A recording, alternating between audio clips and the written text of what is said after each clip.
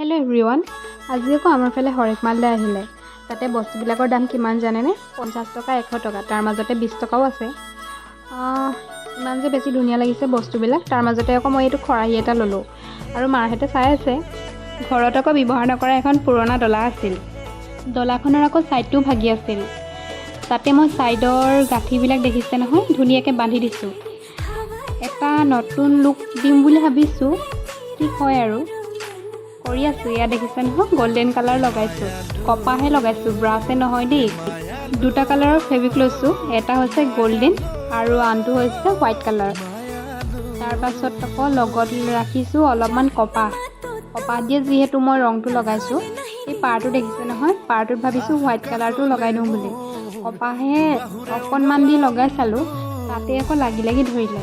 এতিয়া চবফালে মানে ভালদৰে লাগ নাখালে, সেইকাৰণে আকৌ মই তাত ধুনীয়াকৈ কপাহটো চাওকচোন, যেনেকৈ চাকিৰ শলিতা বাটে যে তেনেদৰে বাটি পিনি মই সৰু সৰুকৈ এই ফাগবিলাকত ভৰাই দিছোঁ, যাতে এই ফাগবিলাক জিলিকি নপৰে।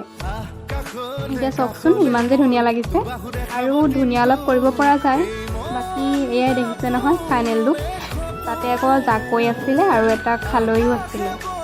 এই দুটাও তাতে লগাই দিম বুলি ভাবিছোঁ। আৰু হঠাতে আকৌ বৰষুণ জাক দি পালে। ইমান যে বেছি বৰষুণ দিছে ন, আৰু আজি কিন্তু গৰমো আছিলে দেই, বহুত বেছি ৰ'দো দিছিলে। ৰাতিপুৱা শুই উঠিয়ে মানে ৰ'দজাকে দেখিছোঁ, ভাল লাগিছে মানে বৰষুণ জাক দিয়াৰ বাবে। সেইকাৰণে আগফালে আহি পিনি বহি লৈছোঁহি। দদৈয়ে আকৌ সকামৰ পৰা প্ৰসাদ আনিছিলে, প্ৰসাদ লৈছোঁ আৰু নাৰিকল আৰু কল। খাই বৈ হোৱাৰ পাছত আকৌ মোৰ নিজৰ কামত লাগিলোঁ। এয়া চাওকচোন মোৰ ফাইনেল লুক। কেনেকুৱা লাগিছে কমেণ্ট এটা কৰি জনাব হা। ইয়াত আকৌ মই গামখাৰু, জোনবিৰি, ঢোলবিৰি আৰু এযোৰ ফুলি আৰু এপাত কপৌ ফুল, তাৰ কিনাৰতে আকৌ এখন জাকৈ আৰু খালৈ। ইমান যে বেছি ধুনীয়া লাগিছে, মোৰ ভাল লাগিছে। মই মানে এনেধৰণে সজাই ৰাখিছোঁ।